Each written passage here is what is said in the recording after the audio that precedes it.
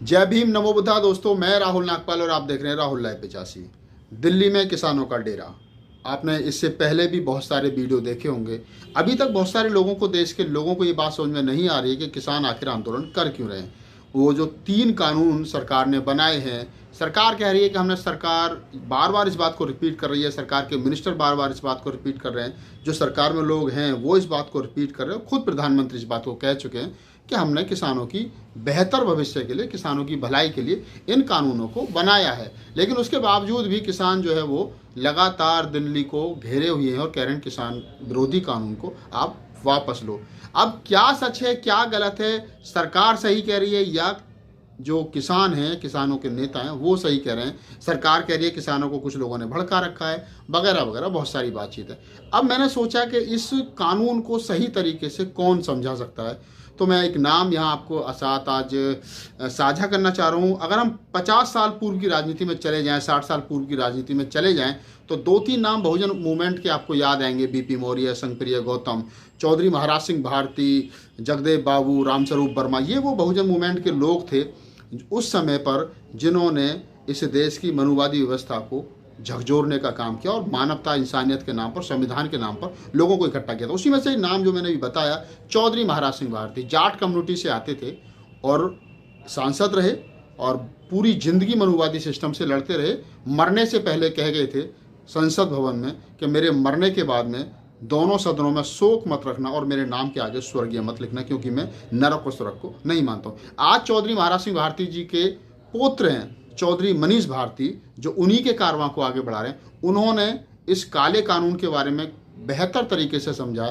तो उनका एक ये वीडियो है 5 मिनट का इस कानून के बारे में, जो मैं आपके साथ साझा करूं। सबसे पहले आप ये वीडियो देखिए। हाँ, ये भी बिल्कुल स्पष्ट कर दूं कि ये सिर्फ किसानों से संबंधित कानून नहीं है, ये देश की 80% आबादी से रिलेटेड कानून है।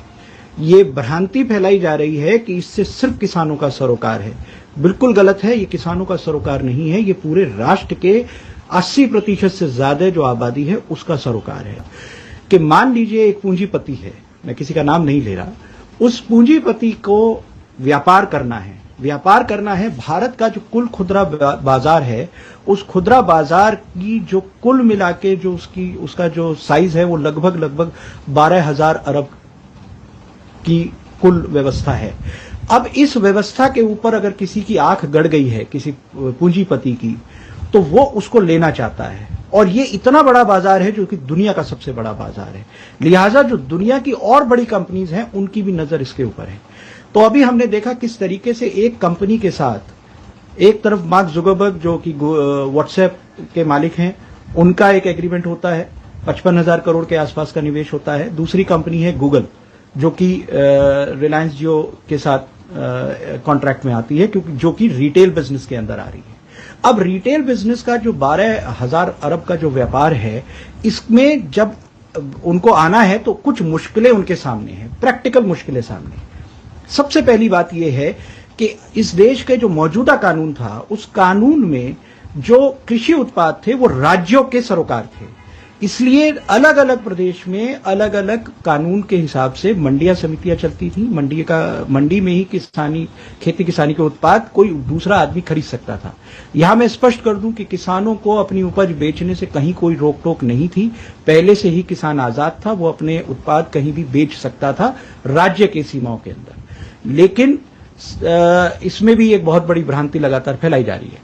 तो एक उद्योगपति को अगर इस व्यापार में आना था तो उसके सामने एक सबसे बड़ी दिक्कत यह थी कि उसे देश के सभी राज्यों में अपनी आड़त खोलनी पड़ती, सभी राज्यों के अलग अलग टैक्सेशन को मेंटेन करना पड़ता। कहीं पे 2% टैक्स है, कहीं पे 4% टैक्स है, 2 से 6% के आसपास का टैक्स वेरिएशन है पूरे देश के अंदर। तो इस पूरी व्यवस्था से उसको व्यापार करने में बहुत बड़ी दिक्कत और तकलीफ आने वाली थी। इसीलिए एपीएमसी एक्ट को डाइल्यूट किया गया। अब उस उद्योगपति को, उस व्यापारी को, उस पूंजीपति को कोई लाइसेंस कहीं लेने की जरूरत नहीं है। पूरे देश भर में से कहीं भी अपने एजेंटों को भेज के वो माल खरीद सकता है। तो ये उस व्यापार की व्यवस्था को आसान और सुलभ करने के लिए पहला एक्ट खत्म किया गया, जो कि एपीएमसी एक्ट है।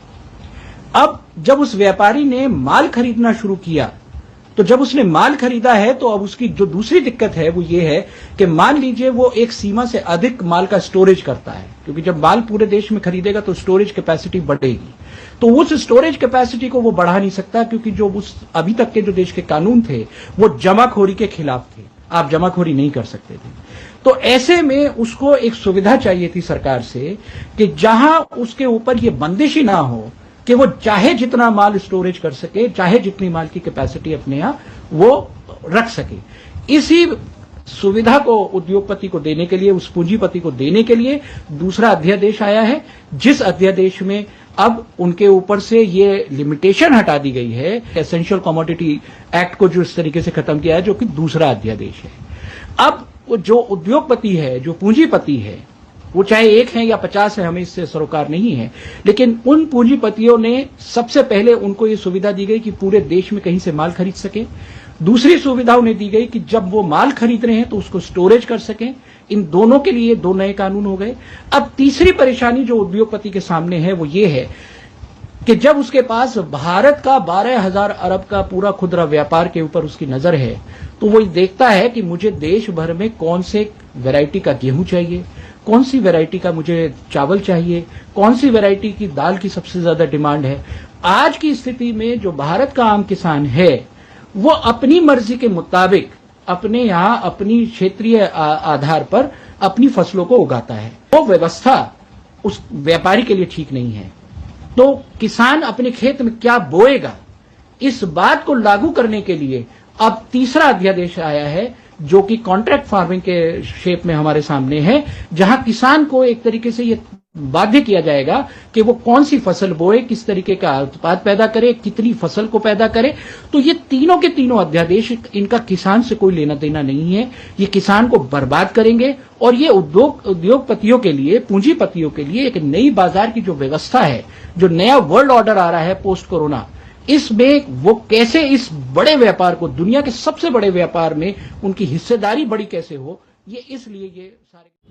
ये था वो वीडियो चौधरी महाराज सिंह भारती के पुत्र चौधरी मनीष भारती का, जो बहुजन मूवमेंट में लगातार लगे रहते हैं और अच्छे तरीके से उन्होंने आपको ये बताने की कोशिश की कि आखिरकार ये मामला सिर्फ किसानों का नहीं है, बल्कि इस देश के 85% 80% तमाम उस बहुजन समाज का, जो SC ST OBC मजदूर तबके से आता है, जो गरीब है।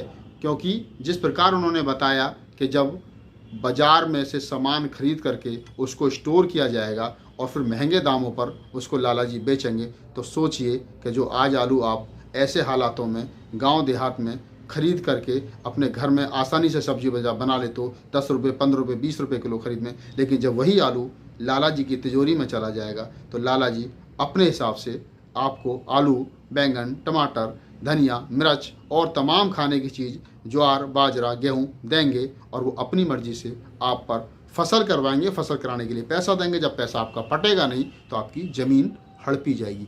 सारी वीडियो को देखने के बाद में एक बात स्पष्ट हो जाती है कि सरकार ने किसानों को और किसानों के साथ जो लोग खेतों में काम करते हैं उनको लालाओं के हवाले कर दिया, बनियों के हवाले कर दिया, व्यापारियों के हवाले कर दिया। अब लालाओं की मर्जी है वो किसान का गला घोटे या मार दे। ये किसान के जान जो है वो अब लाला जी की तिजोरी में है। अगर आपको हमारा ये वीडियो अच्छा लगा हो तो इसको लाइक कीजिए, शेयर कीजिए और कमेंट्स कीजिए। और चौधरी महाराज सिंह भारती के पुत्र चौधरी मनीष भारती जी, जिन्होंने इस वीडियो में बेहतर तरीके से इस कानून के बारे में बताया, उनको धन्यवाद दीजिए कि उन्होंने इतना खूबसूरत वीडियो, इतना जानकारी, ज्ञानवर्धक वीडियो आपको बना कर दिया। जय भीम, नमो बुद्धाय, जय मूल्य।